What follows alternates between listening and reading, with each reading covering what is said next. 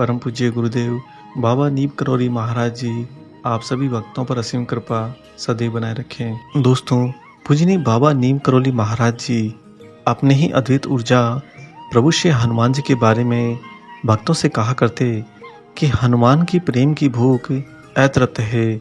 जब भक्त प्रश्नवाचक दृष्टि से महाराज जी को देखते तो बाबा उन्हें एक लोक कथा सुनाते। महाराज जी कहते कि उस समय माँ सीता की इच्छा होती है कि वे हनुमान जी को अपने हाथ से खिलाएं, क्योंकि उनका तो हनुमान जी के प्रति प्रगाढ़ प्रेम था। माँ बनाती जाती और हनुमान जी खाते जाते, बस खाते ही जाते। अंततः सारा भंडारा खाली हो जाता है। फिर माँ पास पड़ोस से मांग लाती है, पकाती है, उसे भी हनुमान जी चट कर जाते हैं। फिर भी उनकी शुदा शांत नहीं होती। वह कहते हैं और दो माँ। अंततः माँ सीता की सास पकवानों का थाल लेकर माँ सीता की मदद के लिए आती हैं, परंतु हनुमान जी इसे नहीं खाते। भले ही सीता जी ने उन्हें परोसा था, अपने विवेक और बुद्धि से उस अंतर को समझ जाते हैं जो माँ सीता द्वारा बनाए गए व्यंजन और उनके सास के द्वारा तैयार किए गए व्यंजन के बीच हो सकता था। वह कहते हैं नहीं माँ, ये तुम्हारे हाथ का बना हुआ नहीं है। दोस्तों, यहाँ पर जो माता सीता का हनुमान के प्रति पुत्र प्रेम था, उस प्रेम की भूख में हनुमान जी अपनी शारीरिक भूख को भी भूल जाते हैं। महाराज ये घटना सुनाकर साथ में कहते कि देखा, हनुमान केवल प्रेम का भूखा है। यह कहकर महाराज जी अपनी आंखें कसकर भींच लेते, क्योंकि जो कुछ कह रहे हैं वह स्वयं के लिए कह रहे हैं।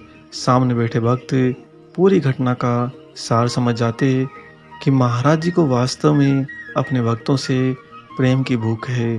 जिस भक्त का प्रेम शुद्ध और पवित्र होगा और अथाह होगा, उसके प्रति हनुमान जी इतना ज़्यादा कर्तव्यनिष्ठ रहते हैं कि स्वयं को भी मुसीबत में डाल सकते हैं अपने उस भक्त के प्रेम के लिए।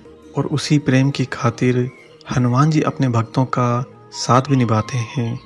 आज के इस कलयुग के अंदर हनुमान जी की अद्वैत ऊर्जा पूजनीय बाबा नीम करौली महाराज जी ये पूरा जो कथानक सुनाते हैं वह स्वयं के प्रति सुनाते हैं कि अगर भक्त उनसे प्रेम के बंधन से बंधा हो, तब महाराज जी उस भक्त के लिए क्या नहीं कर देते। असाध्य से असाध्य रोग को ठीक कर देते, बड़े से बड़े महासंकट को चुटकी बजाते दूर कर देते। और अगर आवश्यकता पड़े तो महाराज जी किसी न किसी और को माध्यम बनाकर भी अपने भक्त को जीवन के उस संकट से तार देते। और अगर बिरला भक्त है जिस पर पहले ही कृपा हो चुकी है, जो सुखों के संसार में हिचकोले खा रहा है, उसके प्रति तो महाराज जी और ज़्यादा सजग रहते कि कहीं इसे किसी भी चीज़ की, किसी भी बात की कोई कमी ना रह जाए। दोस्तों, हनुमान जी जिस तरह से माता जानकी, माता सीता के प्रति प्रेम भाव के कारण अपने ही शरीर को कष्ट देने से भी पीछे नहीं हटते, ठीक वही भाव वह अपने भक्त जीवात्माओं के प्रति भी रखते हैं। महाराज जी हमेशा अपने भक्तों तक पहुंचने में एक पल का भी विलंब नहीं करते। यह बात दूसरी है कि मनुष्य जब किसी घटना में फंसता है या किसी घटना का समाधान चाहता है, किसी प्रश्न का हल चाहता है, तो वह कम समय में ज़्यादा व्याकुल हो जाता है। उसका वह प्रश्न, उसकी वह घटना बनने में समय बहुत लेती है, लेकिन वह भूल जाता है इसे और केवल व्याकुलता के कारण इस बात पर अड़ जाता है कि महाराज जी शायद मेरी बात नहीं सुन रहे हैं। हृदय में महाराज जी के प्रति प्रेम तो रहता है, लेकिन बाबा के प्रति शंका सी बनने लगती है।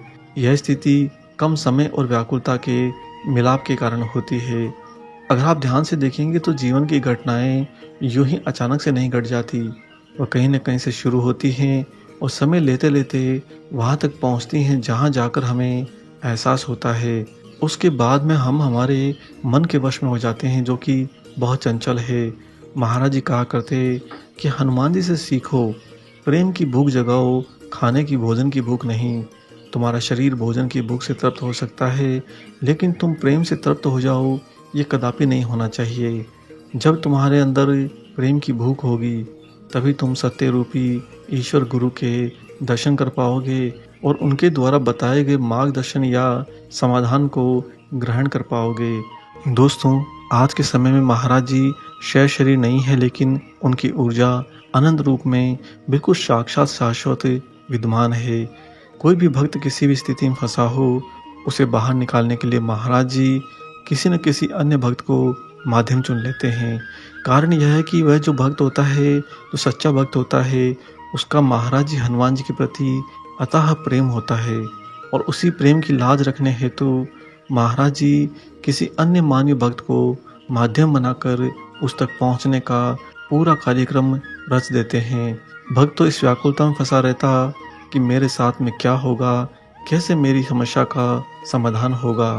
वहीं पर महाराज जी किसी अन्य भक्त को उसके हृदय में कंपन करके यह पहले ही कह देते कि मेरा फलाना भक्त है, तुझे उस तक पहुंचना अति आवश्यक है।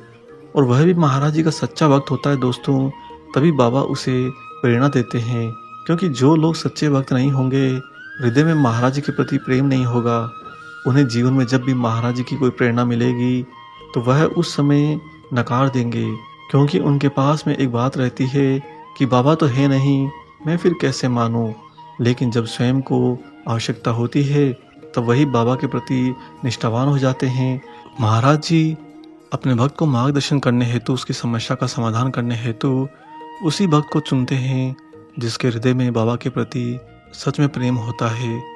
आज हम आपको महाराज जी का एक ऐसा ही अनूठा सत्य वृतांत सुनाएंगे कि जब बाबा जी का एक भक्त संकट की स्थिति में होता है तो महाराज जी कैसे पहले ही व्यवस्था करके दूसरे उस भक्त को बिल्कुल ठीक समय पर उसके पास पहुंचा देते हैं, प्रेरणा देकर। दोस्तों, इससे पहले हम आगे बढ़ें, यहाँ पर हम आप सभी से महाराज जी के एक अनन्य भक्त के जीवन में आए हुए महासंकट की घड़ी में उनकी मदद करने हेतु हार्दिक निवेदन कर रहे हैं। प्रभु श्री हनुमान जी महाराज जी के अनन्य भक्त बहुत बड़े महासंकट में फंसे हैं।